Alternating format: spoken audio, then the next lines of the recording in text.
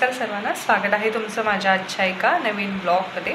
आजचा दिवस तुम्हाला खूप मस्त मजेत जाऊ दे आणि बाप्पा तुमच्या सगळ्या इच्छा पूर्ण करू दे। तर आज आहे दीप अमावास्या, म्हणजे आजच्या दिवशी दिव्यांची पूजा केली जाते।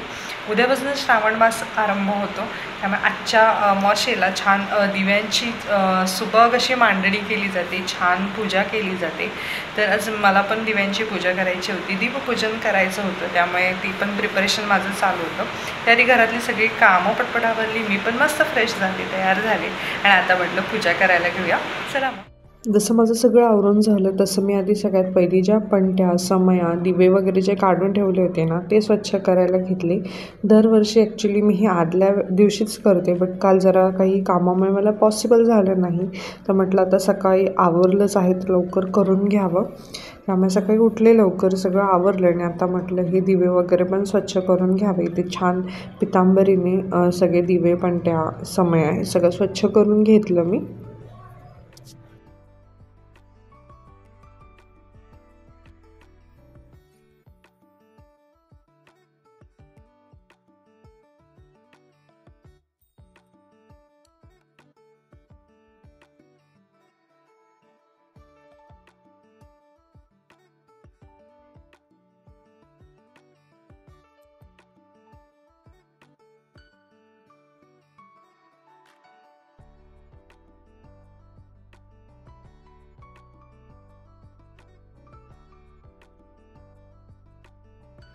दिवे वगैरे सगळे स्वच्छ करून झाले, तसं सगळं आणून इथे देवाऱ्याजवळ ठेवलं आणि आता म्हटलं बाकीचं सगळं आवरूया। त्यामुळे देवारा पण छान स्वच्छ केला, पुसलं वगैरे सगळं।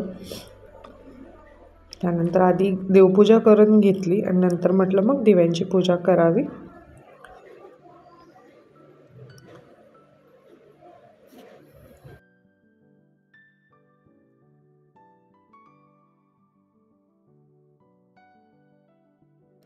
घरातली कामं जेव्हा लवकर आटोपतात ना तेव्हा खरंच खूप छान वाटतं त्यात, आणि जर सगळं आटपून देवपूजा पण सकाळी लवकर झाली असेल ना तर एक वातावरणच वेगळं असतं घरात, एक पॉझिटिव्हिटी खूप छान वाटते घरात।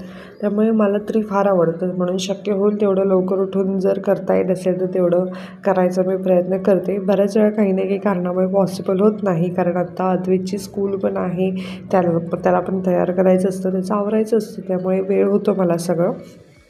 त्यानंतर आज अद्वैत घरी होता, त्यामुळे त्याची मध्ये मध्ये लुडबुड चालू होती। त्याला बरेच प्रश्न पडतात, कारण ज्या गोष्टी तो बघितलेला नसतो आणि अचानक त्या समोर येतात तेव्हा त्याला प्रश्न पडतो की हे कशासाठी आहे, काय आहे। तर त्या संदर्भातच तो मला बरेच प्रश्न विचारत होता। मग त्याला मी सांगितलं थोडा वेळ शांत बस, मग मी तुला सांगते म्हणून। मग तो इथे तिथे चालू होतं त्याचं, तोपर्यंत मी माझी पूजा वगैरे आटपली, छान प्रार्थना वगैरे केली।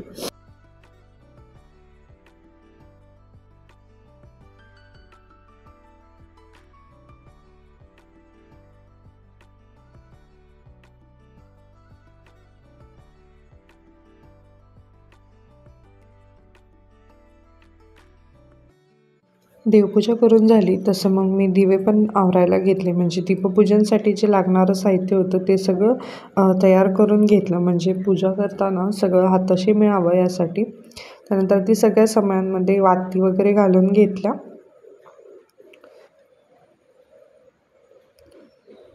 त्यानंतर सगळं दिव्यांमध्ये तेल वगैरे घातलं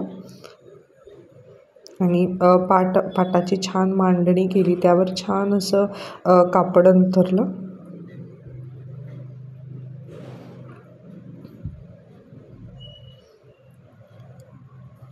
तसंच म्हणतात की दिवे रिकामी खाली ठेवू नये, म्हणजे नुसते ठेवू नये, त्यामुळे तिथे खाली प्लेट किंवा कागदाचा तुकडा ठेवावा किंवा पानं ठेवावी। तर इथे मी कागदाचे तुकडे ठेवले आणि इथे दिव्यांची छान आधी मांडणी वगैरे करून घेतली। आजची अमावास्या ही आषाढ अमावास्या किंवा दीप अमावास्या किंवा दीप अवस अशी म्हणून ओळखली जाते। आपल्या घरात ना जर लहान मुलं असतील ना तर त्यांना आरोग्य, दीर्घायुष्याची प्राप्ती व्हावी, तसेच त्यांना कोणाची वाईट दृष्ट लागू नये, त्यासाठी आजच्या दिवशी आपल्या घरातील लहान मुलांना ना औक्षण करायचं असतं, त्यांच्या चांगल्या आरोग्यासाठी त्यांच्यासाठी प्रार्थना करायची असते। त्याआधी ना घरातील सगळे जे आपले लहान मोठे दिवे जे आपण रोज वापरतो किंवा आपल्या घरी ठेवलेले जे सगळे दिवे असतात ना ते स्वच्छ करावे व छान आरास करून त्या दिव्यांची पूजा करावी। बऱ्याचदा आषाढी अमावस्येला गटारी अमावस्या म्हणतात. अत्यंत चुकीचा शब्द आहे. खरं तर तो शब्द गतहारी अमावस्या असा आहे, कारण या अमावस्येनंतर श्रावण मास आरंभ होतो. त्यामुळे बरेच लोक या महिन्यात जेवणात बरेच पदार्थ वर्ज्य करतात, पण बरेच लोक याचा वेगळाच अर्थ करतात आणि या दिवसाला चुकीच्या पद्धतीने वाया घालवतात. ही दीप अमावस्या आहे. यावेळी आपल्या मनातील अंधार दूर करून दीप प्रज्वलन करायचं असतं. तर अशी बऱ्याच गोष्टी आहेत ज्या आपल्याला अध्यात्माविषयी माहीत नसतात आणि त्याचा चुकीच्या पद्धतीनं विचार करून त्या केल्या जातात. अशा पद्धतीने जी थोडीफार माहिती मला दीप अमावस्येबद्दल आहे ती मी तुमच्यासोबत इथे शेअर केली.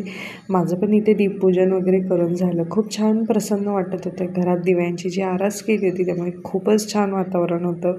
खूप छान वाटत होतं. असाच लख्ख प्रकाश आपल्या आयुष्यात सुद्धा असावा. सगळ्यांना चांगलं आरोग्य मिळावं अशी बाप्पाकडे मी प्रार्थना करते.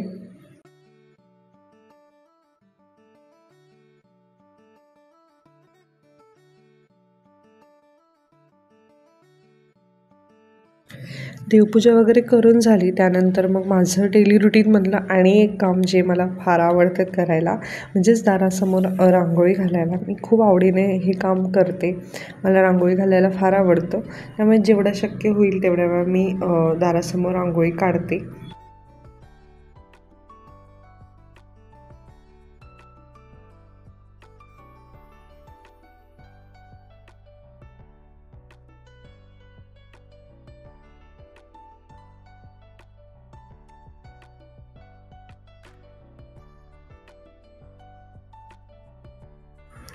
तर ही आहे मी आज काढलेली छोटीशी अशी रांगोळी.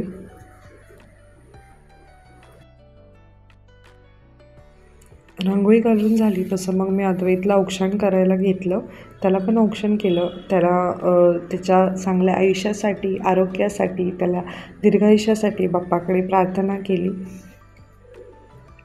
त्याला त्याच्या आयुष्यात सगळं सुख, समाधान, शांती सगळं काही ते मिळते. त्याला त्याचं आयुष्य खूप चांगलं जाऊ दे. तर असा होता हा माझा आजचा छोटासा ब्लॉग. तुम्हाला कसा वाटला हे मला नक्की सांगा आणि व्हिडिओ आवडला असेल तर लाईक, शेअर, सबस्क्राईब करायला देखील विसरू नका.